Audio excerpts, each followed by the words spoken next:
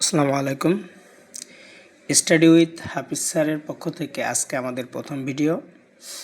আশা করি যারা ভিডিওটা দেখবে ইনশাল্লাহ সবাই উপকৃত হবে। যাই হোক, সুপ্রিয় শিক্ষার্থীবৃন্দ, আমি হাফিজ স্যার, আমি আপনাদের সাথে আছি ইনশাল্লাহ।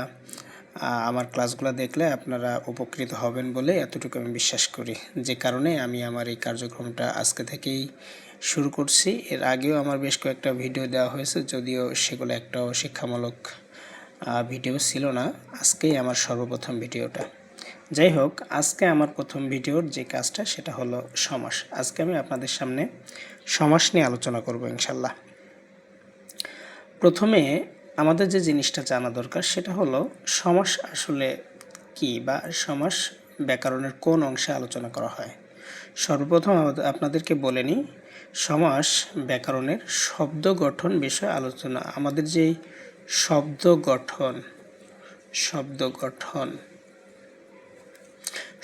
গঠনের যে অংশটা, অর্থাৎ রূপতত্ত্ব বা শব্দতত্ত্ব অংশে সমাস নিয়ে আলোচনা করা হয়। অর্থাৎ সমাস শব্দ গঠনের একটা প্রক্রিয়া। সমাস শব্দ গঠনের একটা প্রক্রিয়া। তাহলে কি বলছি আমরা? সমাস শব্দ গঠন প্রক্রিয়া। তাহলে সমাস শব্দ গঠনের একটা প্রক্রিয়া। এই সমাস অর্থ কি?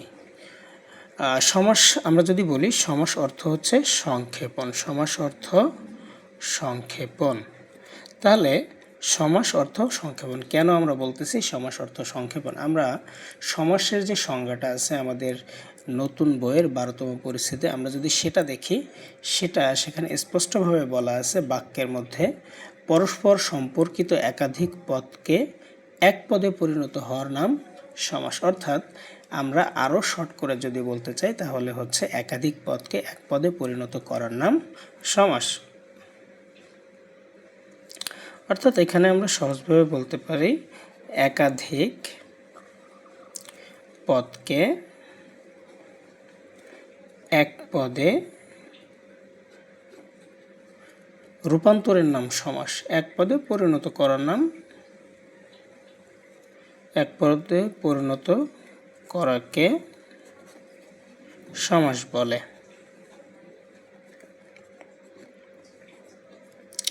তাহলে পরস্পর সম্পর্কিত একাধিক পদকে এক পদে পরিণত করাকে সমাস বলে। পরস্পর সম্পর্কিত, আমি যদিও কথাটি এখানে লিখিনি, পরস্পর সম্পর্কিত একাধিক পদকে এক পদে পরিণত করাকে সমাস বলে। তো যাই হোক, আমরা এই মুহূর্তে সমাস কি সেই বিষয়ে জানলাম। অর্থাৎ সমাস একটা শব্দ গঠনের প্রক্রিয়া, যেখানে যার অর্থ হলো সংক্ষেপণ এবং পরস্পর সম্পর্কিত একাধিক পদকে এক পদে পরিণত করার নামকে সমাস বলে। যাই হোক, আমরা সমাস সম্পর্কে জানলাম। এখন আমরা খুব সাধারণ এবং ছোট্ট একটা উদাহরণ দিতে পারি। সেটা হলো সিংহাসন। আমরা যদি সিংহাসন শব্দটিকে ভাঙি, অর্থাৎ ব্যাস বাক্যে রূপান্তর করি, তাহলে হবে সিংহ চিহ্নিত আসন। তো এখানে আমরা যে জিনিসটা দেখছি, যে ব্যাপারটা লক্ষ্য করছি, সেটা হলো এখানে সিংহ একটা শব্দ, চিহ্নিত একটা শব্দ এবং আসন একটা শব্দ। অর্থাৎ এখানে তিনটি পদ রয়েছে, সিংহ, চিহ্নিত, আসন। তাহলে আমরা লক্ষ্য করছি যে এই যে অংশটা, ব্যাকরণের ভাষায় এই তিনটা পদকে একসাথে আমরা বলতেছি ব্যাস বাক্য। কি বলছি আমরা? ব্যাস বাক্য। যেহেতু এখানে একসাথে বেশ কয়েকটি পদ রয়েছে, অতএব আমরা এটাকে একটা বাক্য নামে অভিহিত করছি, ব্যাস বাক্য বা বিগ্রহ বাক্য। এর আর একটা নাম রয়েছে, সেটা হলো সমস্যমান পদ। সমস্যমান পদ। তাহলে এই তিনটা বাক্য, এই বাক্যের মধ্যে তিনটা শব্দ, সিংহ, চিহ্নিত, আসন, এই তিনটিকে একসাথে আমরা বলছি ব্যাস বাক্য বা বিগ্রহ বাক্য। যাই হোক, এখানে আমরা দেখতেছি তিনটি শব্দ। এখানে প্রথম যে সিংহ শব্দটি, এটাকে আমরা বলি পূর্বপদ। পূর্বপদ। চিহ্নিত শব্দটাকে আমরা বলতেছি মধ্যপদ এবং আসন শব্দটিকে আমরা বলতেছি শেষ পদ বা উত্তর পদ। তো যাই হোক, শেষ পূর্বপদ, মধ্যপদ, শেষ পদ বা উত্তরপদ, এবং এই অংশটাকে আমরা বলছি সমস্ত পদ। সমস্ত পদ। তাহলে আমরা পেলাম, যেহেতু এখানে তিনটা পদ, এই তিনটি পদের প্রত্যেকটি পদ সিংহাসন শব্দটির মধ্যে রয়েছে, ফলে আমরা এটাকে বলতেছি সমস্ত পদ। যাই হোক, সিংহ চিহ্নিত আসন শব্দটিকে আমরা যদি এক পদে রূপান্তর করি তাহলে এটা দাঁড়াচ্ছে সিংহাসন। এটাই শব্দ গঠনের একটা প্রক্রিয়া, নতুন শব্দ গঠনের একটা প্রক্রিয়া, যেটাকে আমরা সমাস নামে অভিহিত করছি। তো আমাদের যে নতুন বইটা, বিগত যে পুরাতন বইটা মনির চৌধুরী ছিল, সেই বইটা থেকে নতুন বইটার বেশ কিছু চেঞ্জ রয়েছে, যেখানে মূলত বলা হয়েছে সমাস প্রধানত 4 প্রকার। সমাস প্রধানত 4 প্রকার। সমাস প্রধানত 4 প্রকার, যথা 1 দ্বন্দ্ব সমাস, 2 তৎপুরুষ সমাস, 3 বহুব্রীহি সমাস, 4 কর্মধারয় সমাস। তো এখানে আমরা দেখতেছি দ্বন্দ্ব সমাস, তৎপুরুষ সমাস, বহুব্রীহি সমাস এবং কর্মধারয় সমাস। প্রথমেই আমরা আসি দ্বন্দ্ব সমাস। দ্বন্দ্ব সমাসে সাধারণত যে ব্যাপারটা দেখা যায় সেটা হলো উভয় পদ প্রধান। উভয় পদ প্রধান। তাহলে উভয় পদ প্রধান হলে কি হবে? দ্বন্দ্ব সমাস। এখানে উভয় পদ বলতে আমরা যেটা বলতেছি, পূর্বপদ এবং পরপদ দুইটা পদেরই সমান প্রাধান্য থাকবে, অর্থাৎ কোনো পদটাকে আমরা ছোট করে দেখব না। এবং এই দ্বন্দ্ব সমাস চেনার সবচেয়ে বড় একটা উপায় হলো এবং, ও, আর। এই তিনটি পদ অবশ্যই ব্যাস বাক্যের মধ্যপদ রূপে ব্যবহৃত হবে, এই তিনটি অব্যয়। যেমন আমরা যদি বলি মা বাবা, আমরা যদি একটি শব্দ বলি মা বাবা, তাহলে মা ও বাবা, তাহলে আমরা খুব স্বাভাবিকভাবে দেখতে পাচ্ছি যে এখানে ও অব্যয়টি রয়েছে, অর্থাৎ আমরা খুব সহজেই বলে দিতে পারি এটা একটি দ্বন্দ্ব সমাস। আমাদের চেনার যে উপায়টা, চেনার উপায় এবং ও আর, এটা থাকবে এবং ও আর। এই এবং ও আর যে কোনো একটি পদ যদি থাকে তাহলে আমরা নির্দ্বিধায় বলে দিতে পারি এটি একটি দ্বন্দ্ব সমাস। এবং আমরা যদি সংজ্ঞার দিকে তাকাই তাহলে আমরা খুব সহজেই বলতে পারতেছি যে মা এবং বাবা, মা ও বাবা, এই শব্দে মা ও বাবা এই শব্দটা আমরা যখন আমাদের অব্যয়টি ও উঠে যাচ্ছে তখন মা বাবা ভিতরে একটা হাইফেন থাকতেছে আমরা দেখতে পাচ্ছি। এর মাধ্যমে আমরা দেখতেছি দুইটা পদেরই সমান প্রাধান্য রয়েছে, ফলে আমরা খুব সহজভাবে বলতে পারছি এটি একটি দ্বন্দ্ব সমাস। এখন আমরা দ্বন্দ্ব সমাসের আরও বেশ কয়েকটি উদাহরণ আপনাদের সামনে তুলে ধরার চেষ্টা করব। ভাই বোন, ভাই ও বোন, খুব স্বাভাবিকভাবে আমরা বুঝতে পারতেছি এটাও একটি দ্বন্দ্ব সমাস। ধীরে সুস্থে, ধীরে ও সুস্থে, অর্থাৎ আমরা খুব স্বাভাবিকভাবে বলতে পারছি এটা একটি দ্বন্দ্ব সমাস, কারণ ভিতরে ও অব্যয়টি রয়েছে। তো যাই হোক, এরপরে আমরা যদি বলি চলনে বলনে, চলনে ও বলনে, চলনে বলনে, চলনে ও বলনে, তো আমরা খুব স্বাভাবিকভাবে দেখলাম এখানে ও অব্যয়টি রয়েছে চলনে ও বলনে, অর্থাৎ খুব স্বাভাবিকভাবে আমরা বলতে পারছি এটি একটি দ্বন্দ্ব সমাস। তবে এখানে লক্ষণীয় যে এখানে এ, এখানেও এ, অর্থাৎ এটি একটি বিভক্তি, এ বিভক্তি। এই ব্যাস বাক্যের এখানেও আমরা দেখতেছি এখানেও এ বিভক্তি রয়েছে, অর্থাৎ ব্যাস বাক্যে এ বিভক্তি এবং সমস্ত পদের মধ্যে এ বিভক্তি রয়ে গেছে। অর্থাৎ আমাদের একটা নতুন জিনিস জেনে রাখা দরকার, সেটা হলো বিভক্তি যদি থেকে যায়, অর্থাৎ বিভক্তি যদি পরিবর্তন না হয়, তাকে আমরা বলি অলুক সমাস। কি বলি? অলুক সমাস। তাহলে যেহেতু এখানে ও থাকার কারণে আমরা এটাকে বলতেছি দ্বন্দ্ব সমাস, অতএব এই যে চলনে বলনে এই শব্দটাকে আমরা বলবো অলুক দ্বন্দ্ব। কি? অলুক দ্বন্দ্ব সমাস। অর্থাৎ যদি পূর্বপদে বিভক্তি থেকে যায়, অর্থাৎ যেই সমাসের সমস্ত পদে বিভক্তি লোপ পায় না, সেই সমাসটাকে আমরা অলুক সমাস বলে থাকি। তো অলুক সমাসের ক্ষেত্রে যদি সেটা দ্বন্দ্ব সমাস হয় তাহলে সেটা অলুক দ্বন্দ্ব, যদি সেটা বহুব্রীহি সমাস হয় তাহলে অলুক বহুব্রীহি, এবং যদি সেটা আমাদের তৎপুরুষ সমাস হয় তাহলে অলুক তৎপুরুষ সমাস হবে। খুব স্বাভাবিক হিসাবে এখানে এটা। এরপরে আমরা যদি দেখি হাতে কলমে, হাতে ও কলমে, এখানেও কিন্তু আমরা লক্ষ্য করতেছি আমাদের এই বিভক্তিটা উঠে যায়নি, ফলে আমরা এটাকে বলতে পারতেছি এটাও কিন্তু একটা অলুক বহুব্রীহি, অলুক দ্বন্দ্ব সমাস। চোখে মুখে, চোখে ও মুখে, এটাও একটা অলুক দ্বন্দ্ব সমাস। চলনে বলনে, চলনে ও বলনে। তো এরপরে বহুপদী দ্বন্দ্ব সমাস, যেমন সাহেব বিবি ও গোলাম, সাহেব বিবি গোলাম।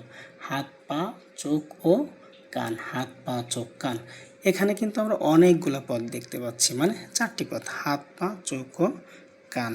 হাত পা চোখ ও কান, অর্থাৎ হাত পা চোখ কান।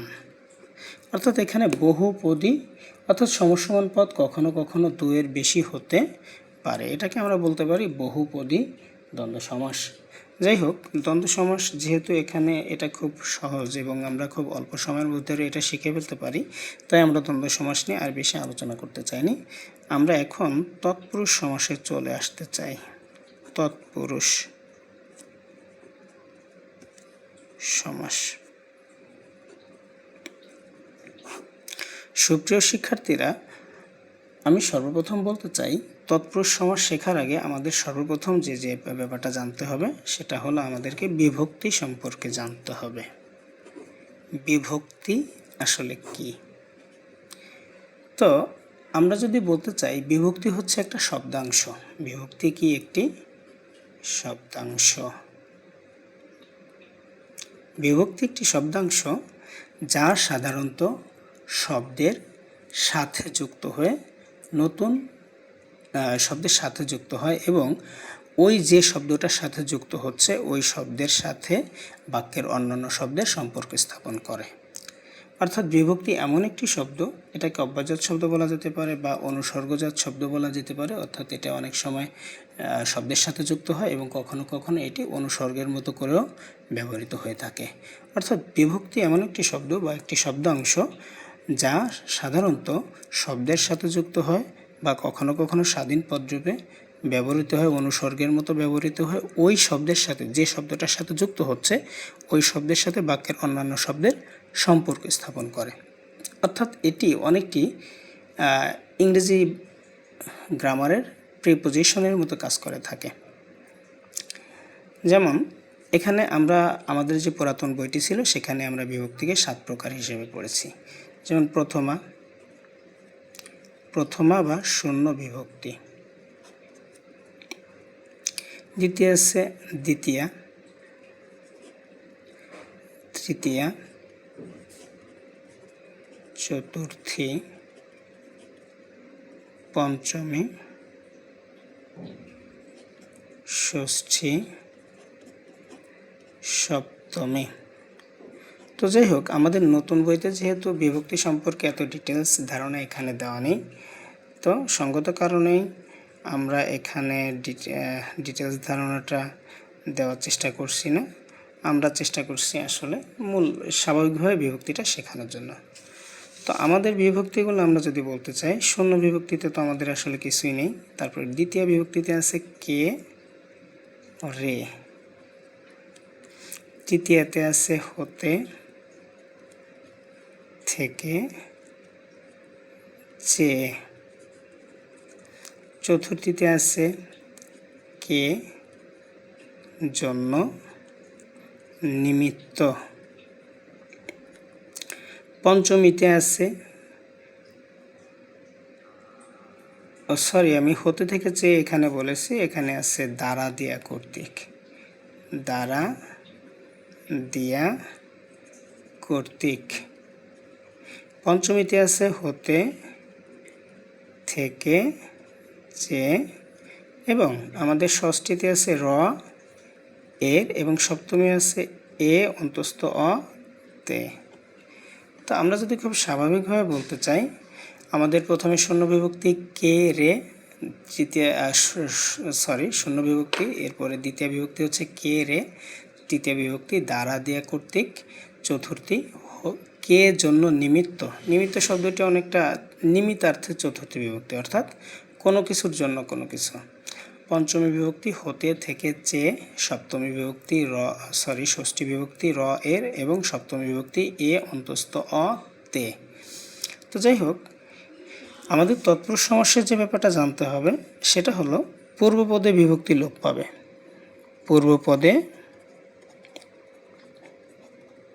পূর্বপদে বিভক্তি লোপ পাবে।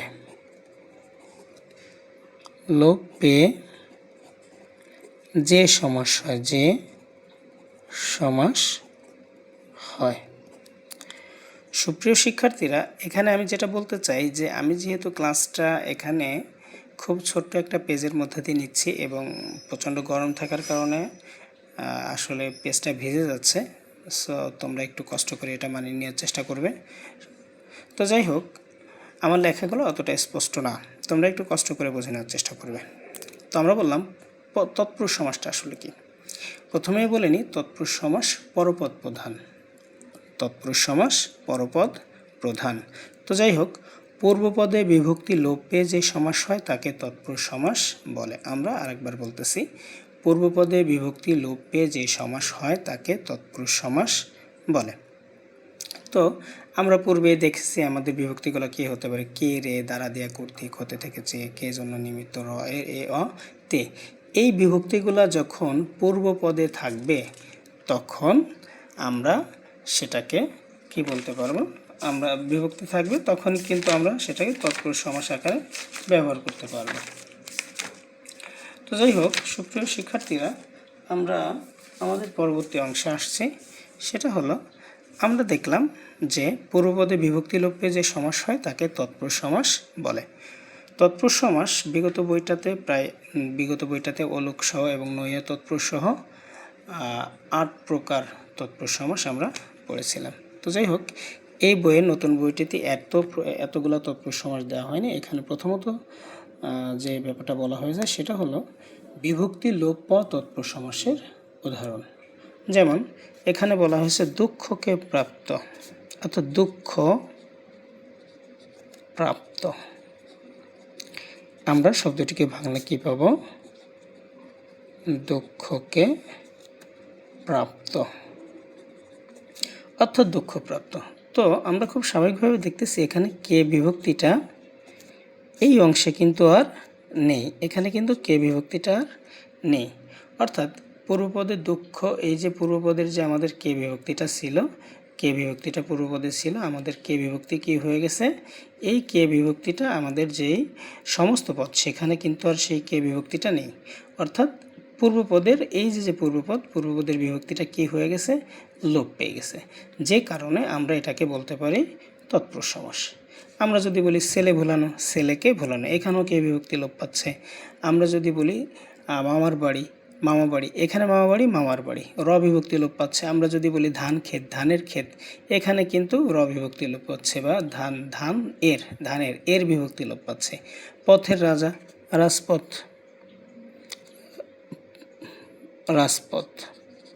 রাজপথ কি হবে, পথের রাজা। তাহলে এখানে কি এর বিভক্তি, যে বিভক্তিটা লোপ পেয়ে গেছে, তাহলে আমরা কি বলতে পারি, যেহেতু পূর্বপদের এর বিভক্তিটা লোপ পেয়ে গেল তাহলে আমরা এটাকে তৎপুরুষ সমাস বলতে পারি। গাছে পাকা, গাছ পাকা, অকালে মৃত্যু, অকাল মৃত্যু, ধানের ক্ষেত ধান ক্ষেত। সন্নিহিত অনুসর্গ লোপ পাওয়া তৎপুরুষ সমাসের উদাহরণ। অর্থাৎ এই আমরা যে বিভক্তিগুলো পড়লাম এটা অনেক সময় স্বাধীন পদরূপে বাক্যে ব্যবহৃত হতে পারে।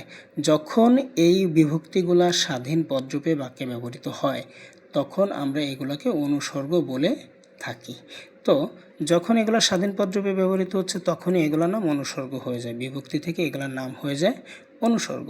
তো অনুসর্গ হিসাবে কোন পদগুলো ব্যবহৃত হতে পারে? সাধারণত অনুসর্গ হিসাবে দ্বারা, দিয়া, কর্তৃক, হতে, থেকে, চেয়ে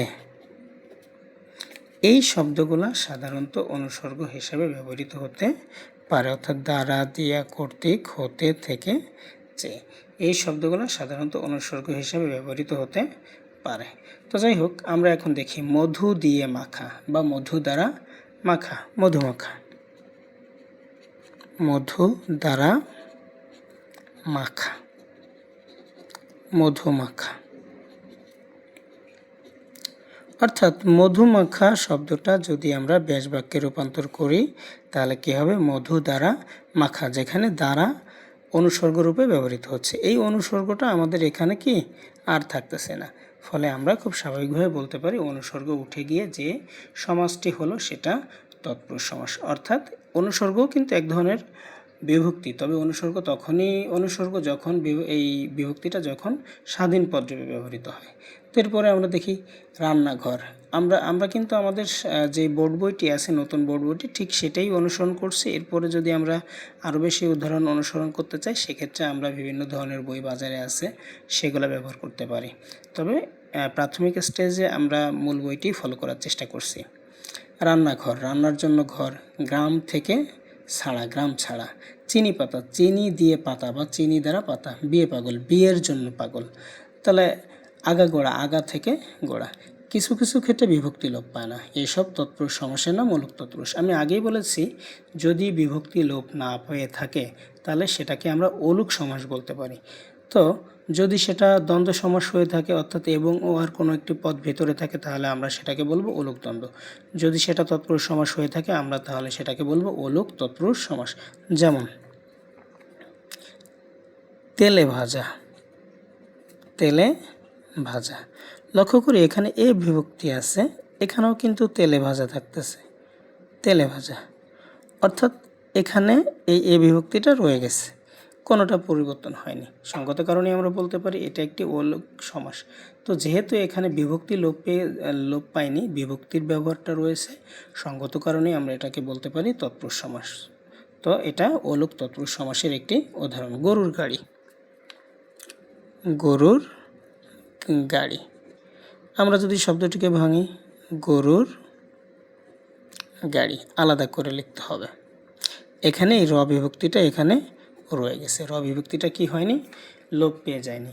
ফলে যেহেতু র একটা বিভক্তি এবং আমরা বলেছি বিভক্তি থাকলে কি হবে? তৎপুরুষ সমাস। তাহলে যেহেতু বিভক্তিটা উঠে যায়নি আমরা এটাকে সঙ্গত কারণে খুব স্বাভাবিকভাবে বলতে পারি এটা অলুক তৎপুরুষ সমাস। যাই হোক, তৎপুরুষ সমাসের আলোচনা আমাদেরকে এতটুকুই করলে হবে আশা করি। ইনশাল্লাহ সামনে আমরা নতুন বইগুলো থাকলে বা আমাদের অন্য কোনো বই থাকলে আমরা আরও বেশি উদাহরণ প্র্যাকটিস করতে পারি। তো যাই হোক, আমাদের তাহলে তৎপুরুষ সমাস জানতে হলে সর্বপ্রথম যে ব্যাপারটা জানতে হবে সেটা হলো বিভক্তি। আমরা আবারও বলছি বিভক্তিগুলো কি? বিভক্তিগুলো হলো কে, রে, দ্বারা, দিয়া, কর্তৃক, কে জন্য নিমিত্ত, হতে, থেকে, চেয়ে, র এর, এ, অ, তে। এই শব্দগুলো আমাদেরকে অবশ্যই, এই বিভক্তিগুলো আমাদেরকে অবশ্যই মনে রাখতে হবে। যাই হোক, আমরা এখন চলে আসব কর্মধারয় সমাসে।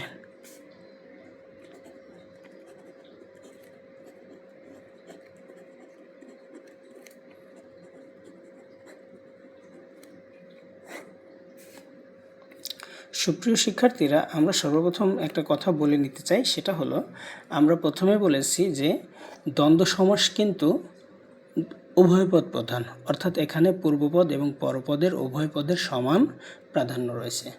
তবে তৎপুরুষ সমাস এবং কর্মধারয় সমাস সাধারণত পরপদ প্রধান। কি বলেছি আমরা? পরপদ প্রধান, পরপদ প্রধান সমাস, এটা হলো তৎপুরুষ সমাস। পরপদ প্রধান সমাস, তৎপুরুষ সমাস।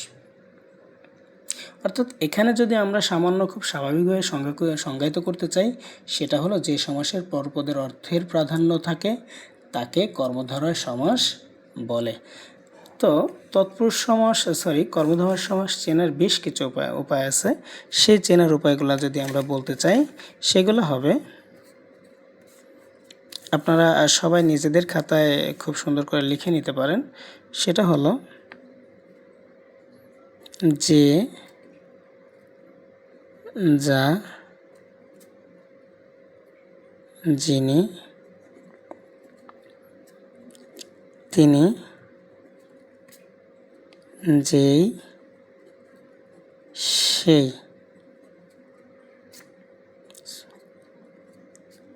ন্যায় চিহ্নিত আসন,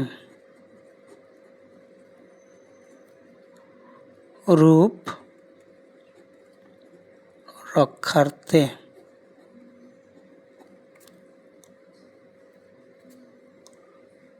ইত্যাদি। আরও কিছু থাকতে পারে, যদি সামনে আসে ইনশাল্লাহ আমরা সেগুলো বলবো। যে, যা, যিনি, তিনি, যেই, সেই, ন্যায় চিহ্নিত আসন, রূপ রক্ষার্থে ইত্যাদি। আরও বেশ কিছু জিনিস থাকতে পারে, যেমন নির্দেশক থাকতে পারে, নির্দেশক। তারপরে মতো শব্দটা থাকতে পারে, মতো বা ন্যায়। ন্যায় আমি আগেও লিখেছি, মতো বা ন্যায়। তো আরেকটা জিনিস, সমাহার শব্দটি থাকতে পারে, সমাহার। সুপ্রিয় শিক্ষার্থীরা, আপনারা এই কর্মধারয় সমাস চেনার উপায়গুলো একটু লিখে নিতে পারেন। চেনার উপায়,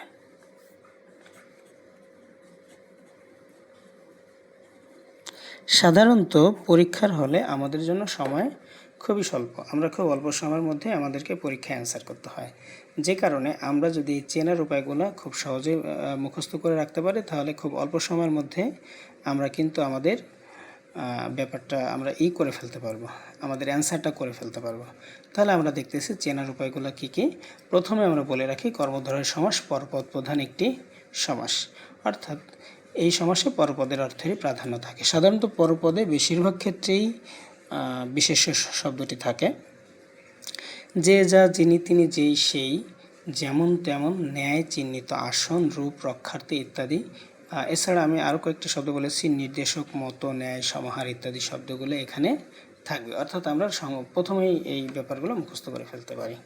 যে, যা, যিনি, তিনি, যেই, সেই, ন্যায় চিহ্নিত আসন, রূপ রক্ষার্থে, নির্দেশক, মতো, সমাহার ইত্যাদি থাকবে। ইত্যাদি থাকলে আমরা বলতে পারি এটি একটি কর্মধারয় সমাস। যাই হোক, আমরা চলে আসি আমাদের প্রথমে। কিছু কর্মধারয় সমাস আছে আমাদের নতুন বইটা অনুযায়ী, যে যোজক থাকে, যে যোজক থাকে। কিছু কিছু কর্মধারয় আমরা প্রথমে বলেছি চেনার উপায়ের মধ্যে অন্যতম একটা উপায় হচ্ছে যে থাকবে। তাহলে যে যোজকযুক্ত যে সমাসগুলো, তাকে আমরা কর্মধারয় সমাস বলতে পারি। অর্থাৎ কিছু কর্মধারয় সমাসের সমসমান পদে যে যোজক রয়েছে, যেমন খাস জমি, খাস জমি। যদি আমরা শব্দটিকে ভাঙি, কি হবে? ব্যাস বাক্য করলে খাস যে জমি। অর্থাৎ এখানে কিন্তু যে যোজক রয়েছে। যেহেতু এখানে যে যোজক রয়েছে, সঙ্গত কারণে আমরা এটা বলতে পারি এটা একটি কর্মধারয় সমাস। ভাজা বেগুন, ভাজা বেগুন। আমরা এটাকে করলে ভাজা যে বেগুন, অর্থাৎ ভাজা বেগুন। কনক চাপা, কনক যে চাপা। যে চালাক সেই চতুর, চালাক চতুর। তারপরে কি? চিত সাঁতার, যে চিত যে সাঁতার। আমি আগেই বলে রাখি, চিত সাঁতার আমাদের প্রশ্নে কিন্তু এই অংশটা দেওয়া থাকবে, অর্থাৎ সমস্ত পদ দেওয়া থাকবে। প্রশ্নে কি দেওয়া থাকবে? সমস্ত পদ দেওয়া থাকবে।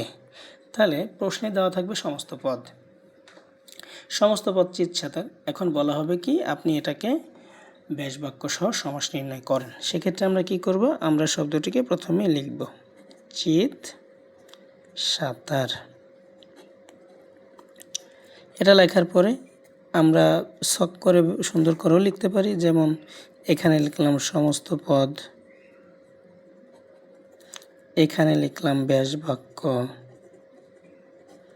আবার এখানে আমরা লিখলাম সমাস। তো বিভিন্নভাবে কোশ্চেন হতে পারে। যদি বলি কর্মধারয় সমাস, এমনও হতে পারে যে কী ধরনের কর্মধারয় সমাস, সেটা পরীক্ষক যেভাবে কোশ্চেন করতে চান সেটা সম্পূর্ণই তার উপর নির্ভর করবেন।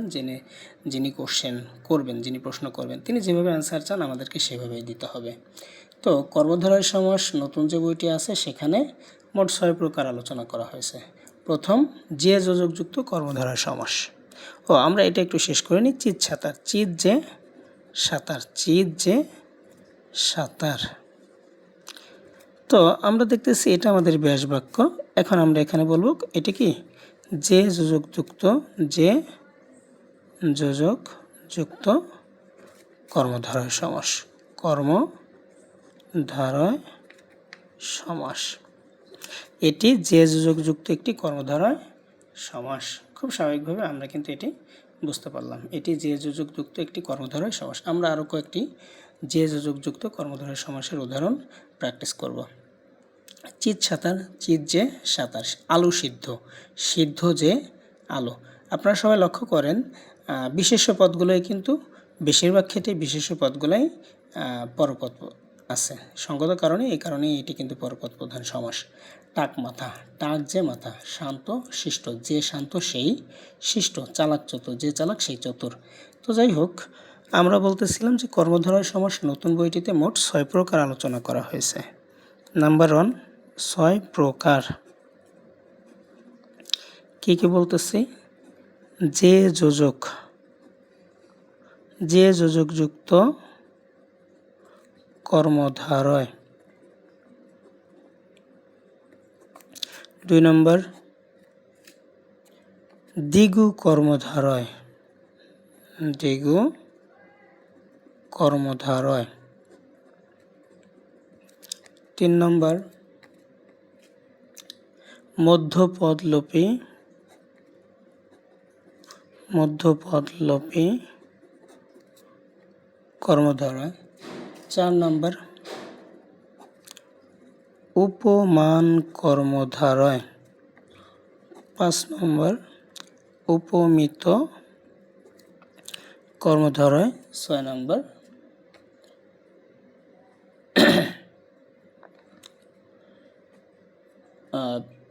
রূপক কর্মধারয়, রূপক কর্মধারয়। তো যাই হোক, যে যোজকযুক্ত কর্মধারয় আমরা এতক্ষণ আলোচনা করেছি। এরপরে দ্বিগু কর্মধারয়। সুপ্রিয় শিক্ষার্থীরা, আমরা একটি শব্দ লিখেছিলাম সমাহার। সমাহার শব্দটির অর্থ হচ্ছে যোগ বা একত্রিত করা। দ্বিগু কর্মধারয় সমষ্টি হলো যে কর্মধারয় সমাসের পূর্বপদে সংখ্যাবাচক শব্দ থাকে, যে কর্মধারয় সমাসে পূর্বপদে সংখ্যাবাচক শব্দ থাকে এবং শেষে সমাহার শব্দটি যুক্ত থাকে। যে কর্মধারয় সমাসে পূর্বপদে সংখ্যাবাচক শব্দ থাকে এবং শেষে সমাহার কথাটি যুক্ত থাকে, এই সমাসকে বলা হয় দ্বিগু কর্মধারয় সমাস। আশা করি আমরা এটি বুঝতে পেরেছি। তো আমরা যদি আরেকটু বলি দ্বিগু কর্মধারয় সমাসটিকে আমরা আরও কয়েকটাবার একটু বলতে চাই তোমাদের বোঝার স্বার্থে, কারণ তোমরা না বুঝলে শেষ পর্যন্ত আমার ক্লাসটা কিন্তু সেভাবে নিজের কাছেই ভালো লাগবে না। দ্বিগু কর্মধারয় সংজ্ঞাটা আমি আরেকবার বলছি, তোমরা খাতা কলম নিয়ে বসবে এবং এটা লিখে রাখবে। যে সমাসে বা যে কর্মধারয় সমাসে সংখ্যাবাচক শব্দ পূর্বে থাকে এবং শেষ পদে স্বাভাবিকভাবে সাধারণত সমাহার শব্দটি থাকে,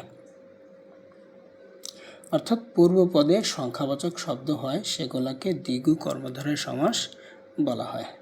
যেমন আমরা আরেকটা বলছি, এটা কিন্তু সংখ্যাবাচক শব্দ এবং লাস্টে সমাহার থাকবে। যেমন ত্রিফলা, 3 ফলের সমাহার। ত্রিফলা, 4 রাস্তার মিলন, চৌরাস্তা। আমরা আরেকটু দেখি,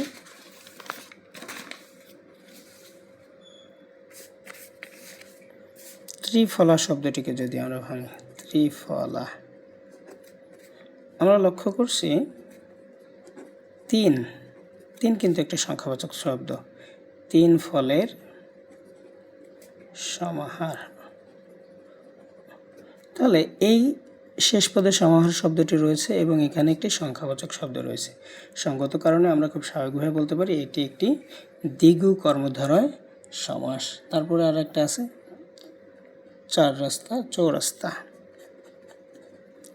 চৌরাস্তা, চার রাস্তার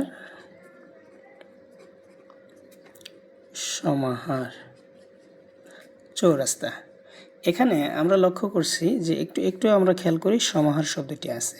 সমাহার অর্থাৎ যোগ, আর চার সংখ্যাবাচক শব্দ, অর্থাৎ সংখ্যাবাচক শব্দ পূর্বে থাকবে এবং সমাহার কথাটি অর্থাৎ যোগ বোঝাবে, সেটাকে আমরা বলতে পারি দ্বিগু কর্মধারয় সমাস। তাহলে আশা করি তোমরা দ্বিগু কর্মধারয় সমাসটা খুব ভালোভাবে বুঝতে পেরেছ। এই দ্বিগু সমাসটি পূর্বে এটা কিন্তু আসলে আলাদা একটা সমাস রূপে পরিচিত ছিল, এখন এটাকে কর্মধারয় সমাসের মধ্যে নিয়ে আসা হয়েছে। এটা কিন্তু সত্যিকার অর্থে একটু আলাদাই ছিল। আমরা যদি আরও কয়েকটি কর্মধারয় সমাসের উদাহরণ বলতে চাই, দ্বিগু কর্মধারয়, যেমন ত্রিপদী, ত্রিপদী, এটাকে ভাঙলে হবে তিন পদের সমাহার। তারপর হচ্ছে পঞ্চবটী, পঞ্চবটের সমাহার। শতাব্দী, এটা কি হবে? শত অব্দের সমাহার। তো যাই হোক, পঞ্চনদ, পঞ্চনদীর সমাহার। পঞ্চনদ কি? পঞ্চনদীর সমাহার।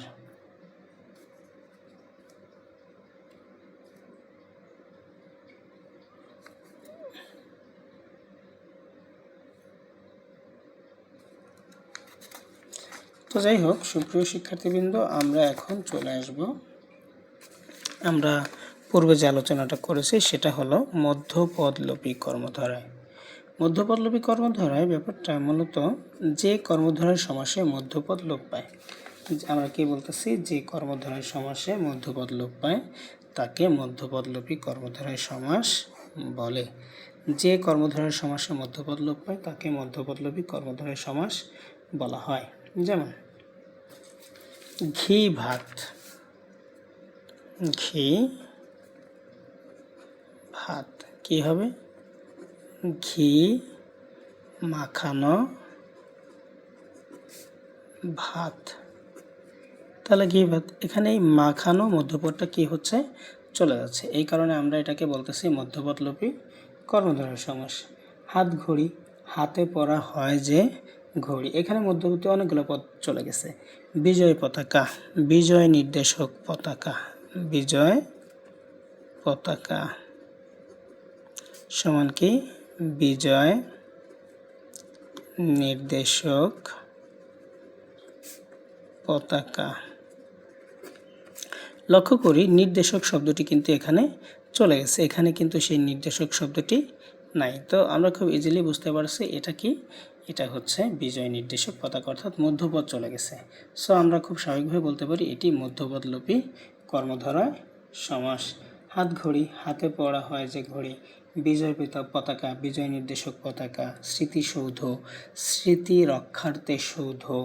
ঘর জামাই, ঘরে আশ্রিত জামাই। ঘি ভাত, ঘিয়ে মাখানো ভাত। এর প্রত্যেকটি হচ্ছে আমাদের কর্মধারয় সমাস, মধ্যপদলোপী কর্মধারয় সমাস। যেমন সিংহাসন, সিংহ চিহ্নিত আসন, এটি একটি মধ্যপদলোপী কর্মধারয়। সাহিত্য সভা, সাহিত্য বিষয়ক সভা, সাহিত্য সভা। তো যাই হোক, আমরা এইগুলো জানলাম। এরপরে আমরা চলে আসব উপমান কর্মধারয় সমাস। উপমান। সুপ্রিয় শিক্ষার্থীরা, আমি খুব স্বাভাবিকভাবে আপনাদের একটা বলতে পারি উপমিত, সেটা হলো সাধারণত উপমান এবং উপমিত এই কর্মধারয় সমাস দুটি আমাদের আইডেন্টিফাই করতে খুবই কষ্ট হয়। তবে আমি আপনাদের খুব সহজ এবং সুন্দর একটা ট্রিক্স শিখিয়ে দিব, সেটা হচ্ছে আপনারা ন্যায় ন্যায় শব্দটি যখন মাঝে দেখবেন তখন বুঝবেন এটা উপমান কর্মধারয় সমাস। উপমিত যখন ন্যায় শব্দটি শেষে দেখবেন, ন্যায় শব্দটি শেষে থাকবে যখন, তখন আপনারা বুঝে নেবেন যে এটি হচ্ছে উপমিত কর্মধারয় সমাস। তো যাই হোক, আমরা উপমান এবং উপমিত কর্মধারয় সমাসের সংজ্ঞাটাও এখানে দিয়ে দিব। উপমান কর্মধারয়, উপমান অর্থ হচ্ছে তুলনীয় বস্তু। উপমান অর্থ কি? তুলনীয় বস্তু, অর্থাৎ যার সাথে তুলনা করা হয়। অর্থাৎ কি? যার সাথে তুলনা করা হয়।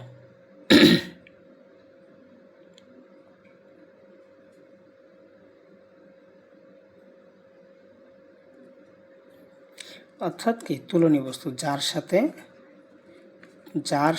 তুলনা করা হয়, যার সাথে তুলনা করা হয়, যার সাথে তুলনা করা হয়। আমরা কি বলেছি? উপমান অর্থ হচ্ছে তুলনীয় বস্তু, অর্থাৎ যার সাথে তুলনা করা হয় তাকে কি বলা হয়? যার সঙ্গে তুলনা করা হয় তাকে বলা হয় উপমান।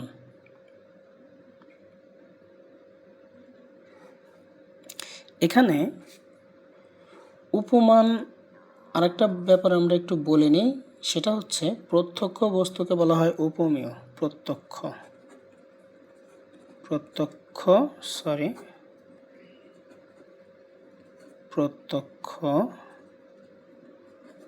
বস্তুকে বলা হয়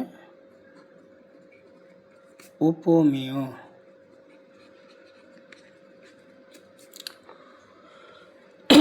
তাহলে আমরা যদি বলি উপমান ও উপমেয়র একটি সাধারণ ধর্ম থাকে। সাধারণত উপমান পদের সাথে উপমেয় পদের যে সমাস হয় তাকে উপমান কর্মধারয় সমাস বলে। অর্থাৎ আমরা যদি আরেকটু ভিন্নভাবে বলি, প্রত্যক্ষ কোনো বস্তুর সাথে, আমি একটু ভুল বলতেছি, সাধারণ ধর্মবাচক পদের সাথে উপমান পদের যে সমাস হয়, সংজ্ঞাটা আমি আরেকটা আবার লিখি। সাধারণ ধর্মবাচক পদের সাথে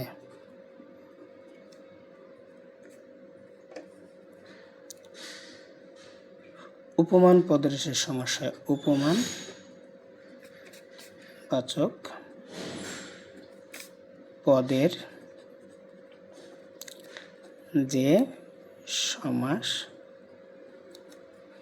হয় তাকে উপমান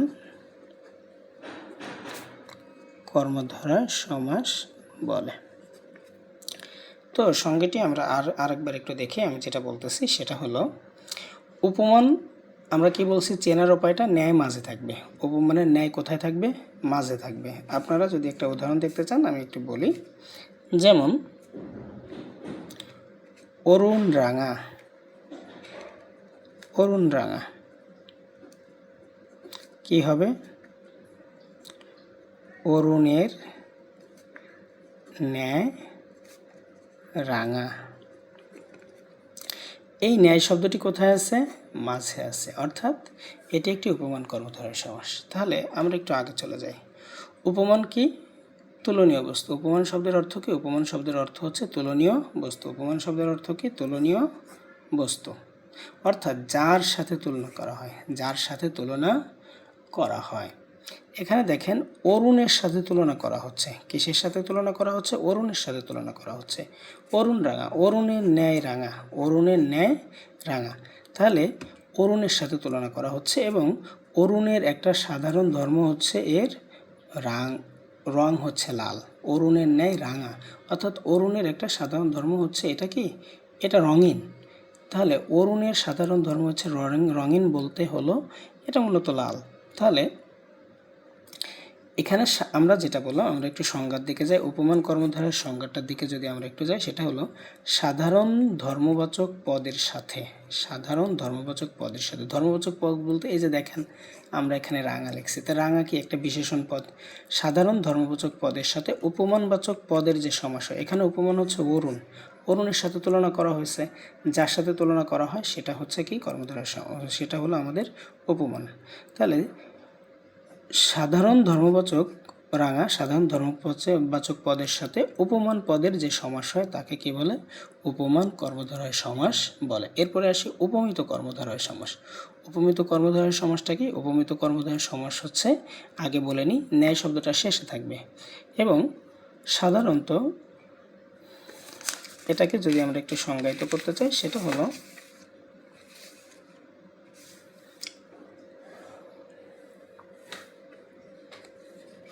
প্রত্যক্ষ কোনো বস্তুর সাথে পরোক্ষ বস্তুর যে সমাস হয়, প্রত্যক্ষ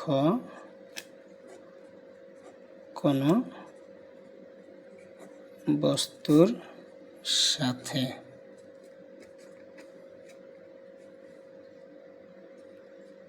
আমরা যদি এইভাবে না লিখে এভাবে বলি, গুণের উল্লেখ না করে, গুণের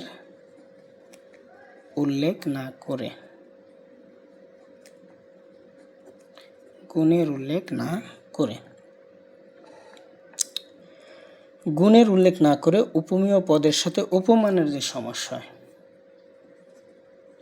উপমেয়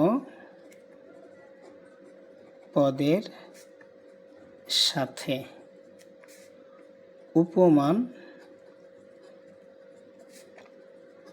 পদের যে সমাস হয় তাকে উপমিত কর্মধারয় সমাস বলে। তাহলে আমরা বলেছিলাম যার সাথে তুলনা করা হয় সেটা হলো উপমান, যার সাথে তুলনা, যার সাথে তুলনা সেটা হলো কি? উপমান। আর যাকে তুলনা করা হয়, যাকে তুলনা করা হয় তা হলো কি? তা হলো উপমেয়। অর্থাৎ যার সাথে তুলনা করা হয়, আমরা আরেকটু সুন্দরভাবে দেখি, যার সাথে তুলনা করা হয় সেটা হলো উপমান। কি? উপমান। এখানে আমি উপমান লিখেছি। যার সাথে তুলনা করা হয় সেটা হচ্ছে উপমান। যাকে তুলনা করা হয়, যাকে তুলনা করা হয় তা হলো উপমেয়। যাকে তুলনা করা হয় সেটা হলো উপমেয়। তো প্রত্যক্ষ, আমরা প্রথমে এদিকে আসি, সাধারণত গুণের উল্লেখ না করে, সাধারণ কোনো গুণের উল্লেখ এখানে থাকবে না। আমরা কিন্তু উপমান কর্মধারয় সমাসের মধ্যে গুণের উল্লেখ পেয়েছি, যেমন অরুণের ন্যায় রাঙা, রাঙা কিন্তু এখানে একটা গুণের নাম। তারপরে আমরা যদি বলি শশকের ন্যায় ব্যস্ত, ব্যস্ততা কিন্তু একটা গুণের নাম, শশকের ন্যায় ব্যস্ত। তো এখানে কিন্তু আমরা গুণের উল্লেখ পাচ্ছি, কিন্তু উপমান উপমিত কর্মধারয় সমাসের ক্ষেত্রে সাধারণত কোনো গুণের উল্লেখ থাকবে না। উপমেয় পদের সাথে উপমান পদের যে সমাস হয় তাকে উপমিত কর্মধারয় সমাস বলে। উপমান পদের সাথে উপমেয় পদের সাথে উপমান পদের যে সমাস হয় তাকে উপমিত কর্মধারয় সমাস বলে।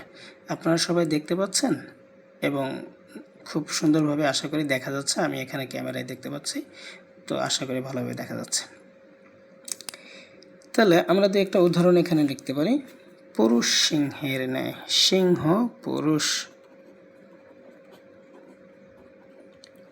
সিংহ পুরুষ। আমরা যদি এটাকে ভাঙি কি হবে? পুরুষ সিংহের ন্যায়। আমরা ফার্স্টেই বলেছিলাম ন্যায় শব্দটা লাস্টে থাকবে। কোথায় থাকবে? লাস্টে। অতএব এটি একটি আমাদের উপমিত কর্মধারয় সমাস।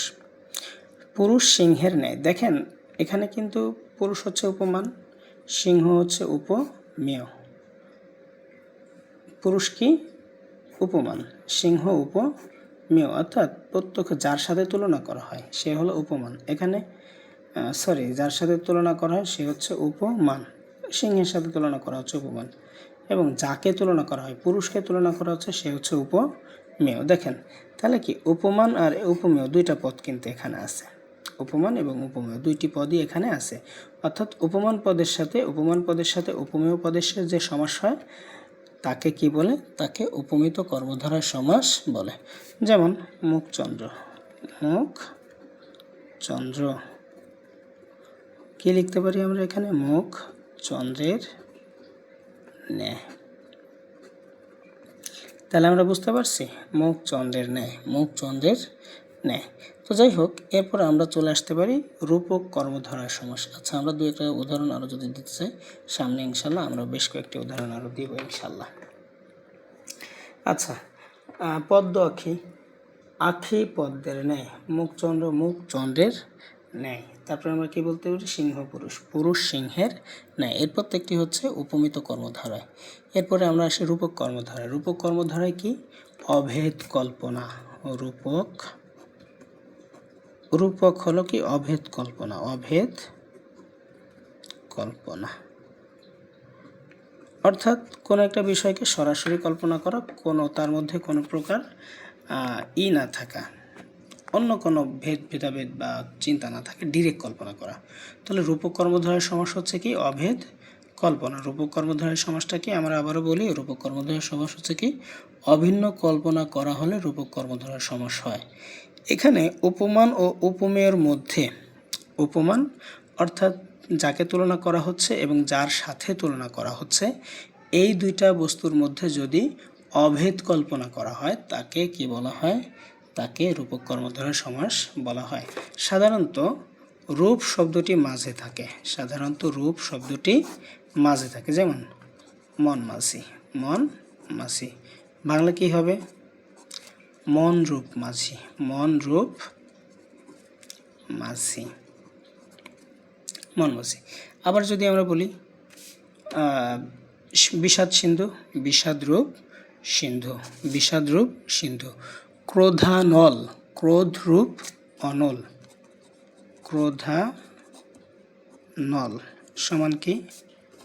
ক্রোধ রূপ অনল, ক্রোধানল, ক্রোধ রূপ অনল, ক্রোধানল। যাই হোক, আমরা এই ব্যাপারটা ইনশাল্লাহ আশা করি শিখতে পেরেছি। আমরা এখন আমাদের পরবর্তী সর্বশেষ আমাদের যে ইয়াটা আছে, আমরা ইনশাল্লাহ সেখানে চলে যেতে চাই। আমরা জানি যে আমাদের আর একটা মাত্র বাকি আছে। অলমোস্ট 52 মিনিটের ভিডিও অলরেডি কিন্তু আমাদের হয়ে গেছে। আমার খুব ইচ্ছা ছিল যে আমি শর্ট ভিডিও দিব, অর্থাৎ 15 থেকে 20 মিনিটের মধ্যে ভিডিওগুলো শেষ করব। কিন্তু দুঃখের ব্যাপার যে কোনোভাবেই কিন্তু, যেহেতু সমাস খুব বড় একটি টপিকস, কোনোভাবেই কিন্তু এর থেকে আর শর্ট করে পড়ানো সম্ভব হয়নি। সেজন্য আপনাদের কাছে আমি আবারও ক্ষমা প্রার্থী। তো আমরা এখন সর্বশেষটায় চলে আসছি বহুব্রীহি সমাস। বহুব্রীহি, আমরা খুব স্বাভাবিকভাবে বলি, সেটা হচ্ছে যে সমাসে, যে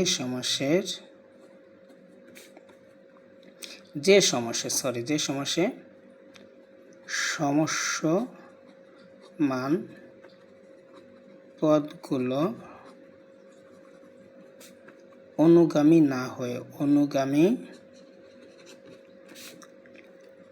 না হয়ে ভিন্ন কোনো অর্থ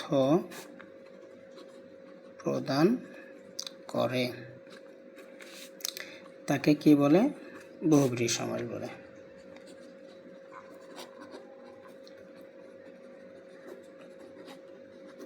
অর্থাৎ এখানে আমরা বলতেছি যে সমাসে সমসমান পদগুলোর অনুগামী না হয়ে, যে সমাসের সমস্ত পদ সমসমান পদগুলোর অনুগামী না হয়ে ভিন্ন কোনো অর্থ প্রদান করে তাকে বহুব্রীহি সমাস বলে। অর্থাৎ এই সমাসে ব্যবহারিক অর্থ এবং ব্যুৎপত্তিগত অর্থ সম্পূর্ণই ভিন্ন হয়ে থাকে। আমরা যদি বহুব্রীহি শব্দটাকে ভাঙি তাহলে কি হবে? বহুব্রীহি আছে যার, বহুব্রীহি আছে যার। ব্রীহি অর্থ হচ্ছে ধান, যার অনেক ধান আছে। এখানে কিন্তু বহুব্রীহির দ্বারা যার অনেক ধান আছে এর কোনোটাই বোঝায় না, এর কোনোটাই কি হয় না, এর কোনোটাই কিন্তু এখানে কি করে না, বোঝায় না। তো আমরা এখন একটু চলে আসি চেনার উপায়। সাধারণত যার, যাতে, যার এবং যাতে, এই শব্দ দুইটা সাধারণত ব্যাস বাক্যের ভিতরে থাকে, যার এবং যাতে। এটা হচ্ছে আমাদের চেনার উপায়, যার এবং যাতে। তো আমরা চলে আসি বহুব্রীহি সমাসের। আমরা যদি কয়েকটা উদাহরণ দিই, যেমন নদী মাতৃক, নদী মাতা যার, নদী মাতা, নদী মাতৃক, নদী মাতা যার। আমরা খুব স্বাভাবিকভাবেই কিন্তু বুঝতে পারছি যার শব্দটি আছে, অতএব এটি একটি বহুব্রীহি সমাস। এখন কথা হচ্ছে, নদী কিন্তু কারোরই মাতা না। এটি একটি, আমরা যদি শাব্দিক অর্থ বিবেচনা করি, ব্যবহারিক অর্থ বিবেচনা করি, নদী কিন্তু সাধারণত কোনো মানব সমাজের মাতা না। কিন্তু নদীর অবদান বোঝাতে নদীকে আমাদের মাতার সাথে কল্পনা করা হয় বা মাতার সাথে তুলনা করা হয়ে থাকে, যে কারণে নদী মাতা যার, নদী মাতৃক, অর্থাৎ এটার ব্যবহারিক অর্থ এবং আমাদের যে সমস্ত পদের যে অর্থ, এটা সম্পূর্ণ কিন্তু ভিন্ন। দ্যাটস ওয়াই এটি একটি বহুব্রীহি সমাস। তারপরে কি, এরপরে আমরা বলতে পারি পদ্মনাভ, পদ্মনাভিতে যার, নাভিতে কিন্তু কারোরই পদ্ম থাকে না। এরপরে আরও অনেক আছে, আমরা দেখতে পারি অনেক।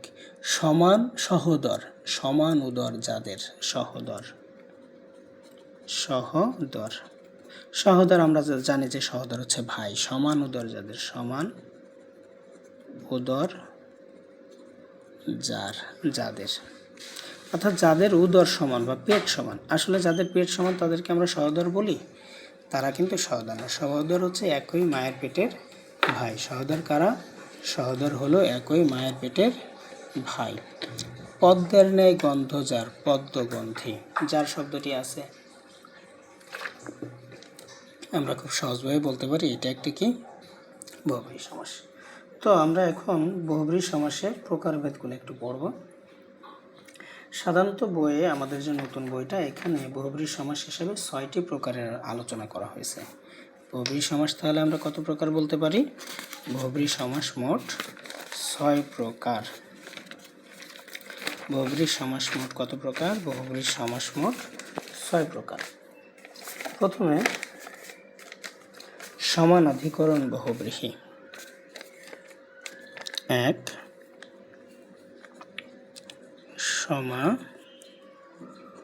সমানাধিকরণ বহুব্রীহি। 2 ব্যাধিকরণ বহুব্রীহি। 3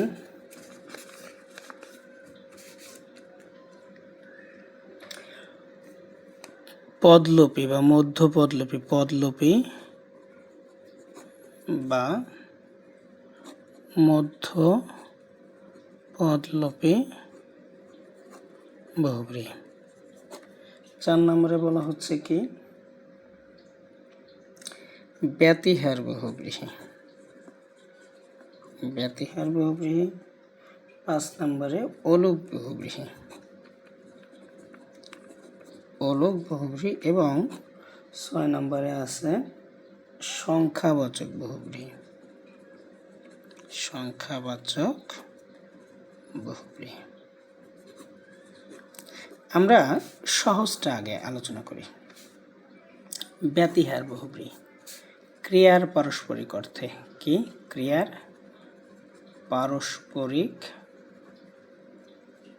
অর্থে, ক্রিয়ার পারস্পরিক অর্থে ব্যতিহার বহুব্রীহি সমাস হয়। ক্রিয়ার পারস্পরিক অর্থে ব্যতিহার বহুব্রীহি সমাস হয়। আপনারা একটু লিখে নেন, ক্রিয়ার পারস্পরিক অর্থে ব্যতিহার বহুব্রীহি সমাস হয়। যেমন হাতাহাতি, কি বলছি আমরা? হাতাহাতি। হাতে হাতে যে যুদ্ধ, হাতে হাতে যে যুদ্ধ। এখানে ক্রিয়ার পারস্পরিক অর্থে, এটা কি? ক্রিয়ার পারস্পরিক অর্থ। লাঠালাঠি, লাঠি, এটাও কিন্তু ক্রিয়ার পারস্পরিক অর্থ। লাঠিতে যে যুদ্ধ। এখানে একটা জিনিস দেখতে হবে, এখানে কিন্তু যে আছে, তার মানে কিন্তু আপনারা কিন্তু কর্মধারয় সমাস বলবেন না। কেন বলবেন না? হাতাহাতি এটা একটা ক্রিয়ার পারস্পরিক অর্থ, হাতা এবং হাতি, হাতাহাতি মারামারি, অর্থাৎ এখানে কিন্তু ক্রিয়া কাজ করতেছে, অর্থাৎ কি একটা কাজের হিসাব বলতেছে, কাজের কথা বলতেছে।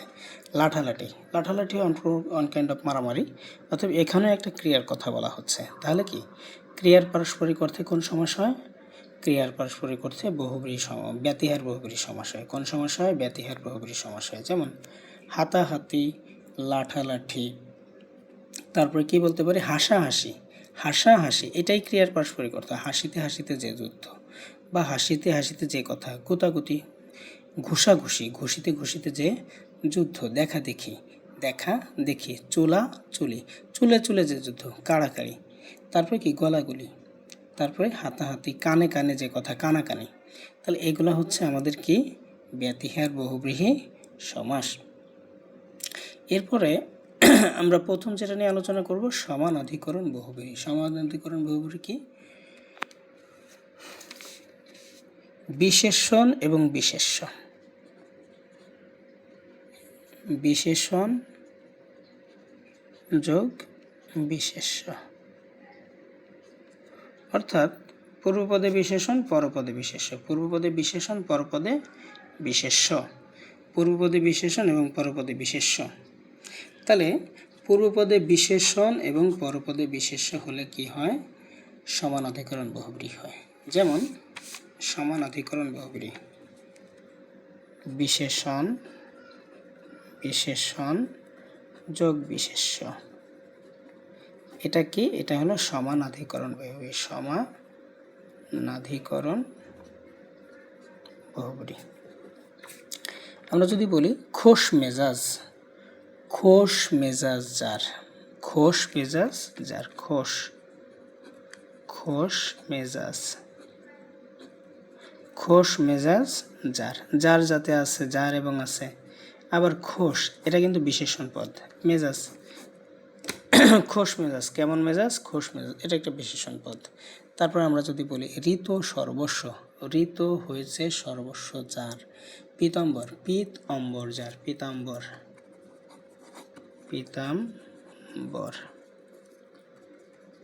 পিত অম্বর যার, পীতাম্বর। জবরদস্তি, জবরদস্তি যার, সুশীল, সুন্দর শীল যার, সুশ্রী, সুন্দর শ্রী যার, হতশ্রী, হত হয়েছে শ্রী যার। এখন আপনাদের একটা কথা আমি বলতে চাই যে এখানে এটা আপনার প্রথম আইডেন্টিফাই করতে হবে এটা বহুব্রীহি কিনা। আপনি একটু দেখেন প্রথমে চেনার উপায়গুলো, যার এবং যাতে আছে। হতশ্রী, হত হয়েছে শ্রী যার, এখানে কিন্তু হতশ্রী বলতে যার রূপ চলে গেছে তাকে বোঝানো হয় না। হতশ্রী বলতে কোনো একটা বিষয়ের অব্যবস্থাপনাকে বোঝানো হয়। ঋত সর্বস্ব যার, ঋত সর্বস্ব, ঋত সর্বস্ব বলতে আমরা কিন্তু বলছি যার আসলে কিছুই নেই। তারপরে হচ্ছে খোশ মেজাজ যার, খোশ মেজাজ, খোশ মেজাজ যার তাকে আমরা ভালো মানুষ বলি, কিন্তু খোশ মেজাজ বলি না। তারপর সুশ্রী, সুন্দর শ্রী যার, যার শ্রী সুন্দর তাকে আমরা সুশ্রী সবসময় যে বলি ব্যাপারটা এমন নয়, সুন্দর শ্রী থাকলেই সুশ্রী বলি না, এটা মানুষের ক্ষেত্রে হয়তো আমরা বলে থাকি।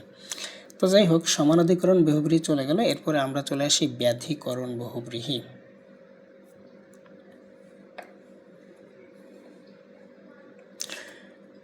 বহুব্রীহি সমাসের পূর্বপদ এবং পরপদ কোনোটি যদি বিশেষণ না হয়, ব্যাধিকরণ। আমরা আগেটা পড়েছি সমানাধিকরণ, এটা ব্যাধিকরণ। কি? ব্যাধিকরণ। সাধারণত দুইটাই বিশেষ্য পদ। কি? বিশেষ্য যোগ বিশেষ্য।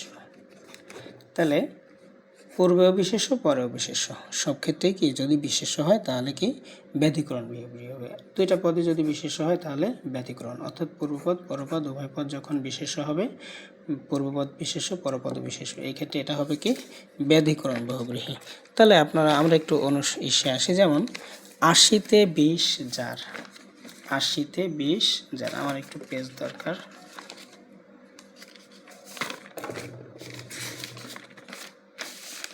দেখেন ৮০,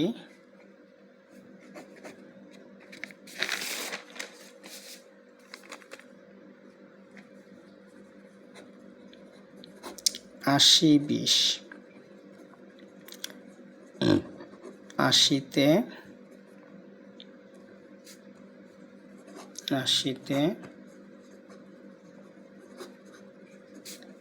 20,000। 80-20 বলতে সাপ বোঝায়। 80-20 বলতে কি বোঝায়?